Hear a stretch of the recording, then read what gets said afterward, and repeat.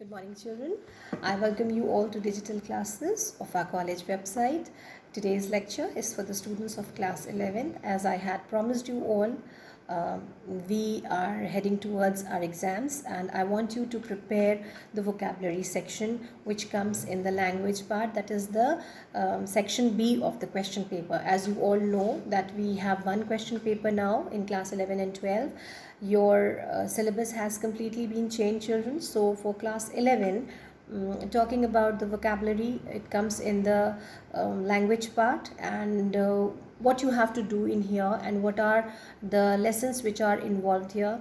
These lessons, children, these are a series of different lessons which are to be done under the heading of vocabulary. What are these things? These are synonyms, antonyms, homophones, one word substitution. These you will have to learn by heart. You have to prepare them by yourself. You will sit back home and you will just go through your books and you will just learn them. Give them a thorough reading and nothing will be difficult for you. So, and then there will be another section which will include idioms and phrases. Though once you understand what it is, it will not be very difficult for you all to go through it, but you just need to listen to it carefully, and you also need to know how you will prepare it. So let's begin with the synonyms. Now, what are synonyms? Synonym is a word with the same meaning in the same language. Now, there are words which have different meanings, children. So synonym, as the word suggests, as the sound suggests, same meanings. To you will understand it like that. If I ask you, if in the question paper there is a question given, write the synonyms of these words, it means they are asking you to write the meaning of this word in English. What is the other word for this particular word? For example, if I say synonym of attack, what would be the meaning? Assault, aggression, or invasion. Let's see another example. Ability, right? If I give you a word ability, what would be the other meanings of this word? The meanings could be capacity, skill, or talent. All right. Next word, for example, I give you a word apology, right? Being sorry to or asking for sorry. So pardon, excuse, or regret. That is what an apology is. For example, if I say, what is the meaning of the word answer? It could be reply or response. So what are synonyms? Synonyms are words with same meanings, right?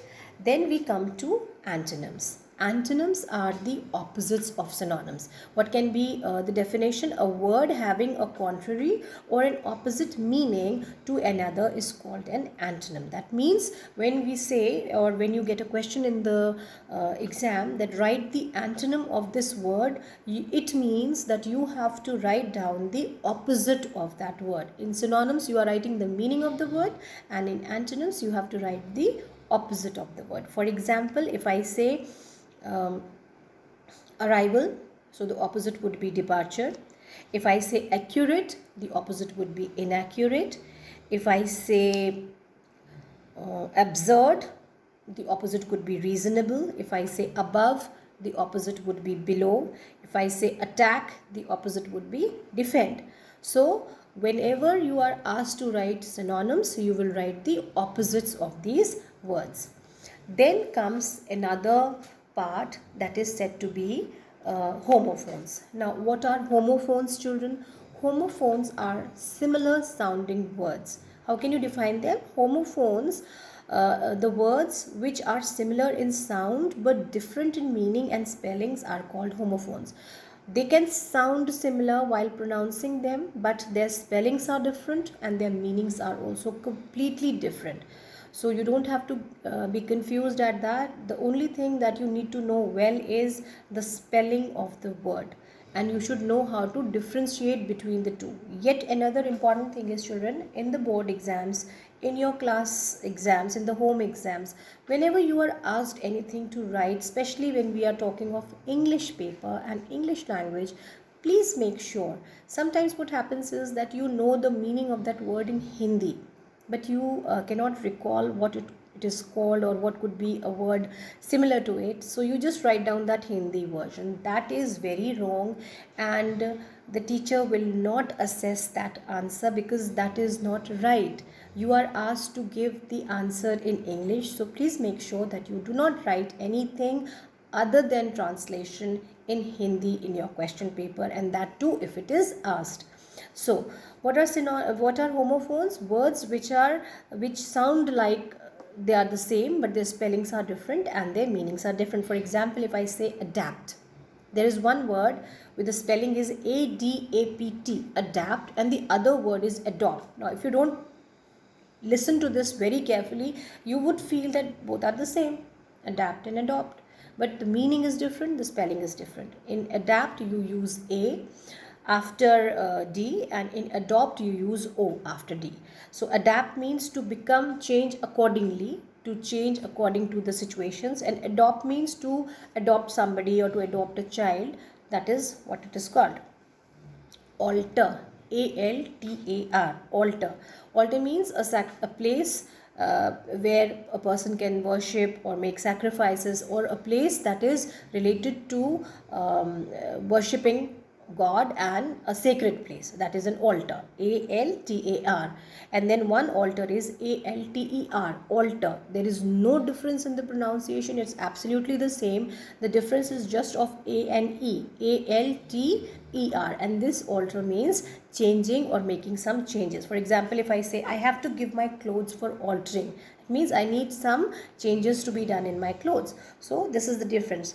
Birth, BERTH, the birth in the trains, when we travel, we sleep or we lie down or we relax, that is said to be a birth. And BIRTH, birth, same word, but it means being born. Somebody is born, or when we are talking in reference of birth, that is the difference between these two. Similarly, there are many other words. So children, you have to, why I said this and why I keep insisting that students have to learn this by heart, and this work is to be done by you. No teacher can learn for you, children. You have to do the learning part. So these are few things that you have to, whenever you are free or you have some leisure time, just open your books and just start going through, and once you read them carefully, that stays in your mind. If you are studying carefully, that thing stays in your mind. If you listen to your teacher carefully, if you attend the lecture attentively, definitely that thing will stay in your mind. And when during the exam you may feel I don't know anything, but if you recall peacefully, things come back to you. So after homophones, we have one word substitution. Now what are these? For a sentence, you have to give one word. For example, life history of a person written by himself. So that becomes an autobiography. Life history of a person written by someone else, that becomes a biography. A person who believes in the existence of God, a person who likes to eat vegetables, so he's a vegetarian. Or one who believes in the existence of God, who does not believe in the existence of God, atheist. One who believes in the existence of God, theist, right? Or a person who loves his country very much and is ready to do anything, a patriot. So for example, these are the small little examples. There are many. Just go through them once and you can know what are these. So you have to prepare these, and these are synonyms, meaning that is the meanings of the words. Antonyms, meaning that is the opposite of the word. Then there are homophones, similar sounding words with different meanings and different spellings. There are one word substitution. That is, you have to give one word for a sentence. And then in the end are the idioms and the phrases. That I will discuss in detail in my next lecture. Keep learning, keep preparing, and I will meet you all soon, children. Up till then, goodbye.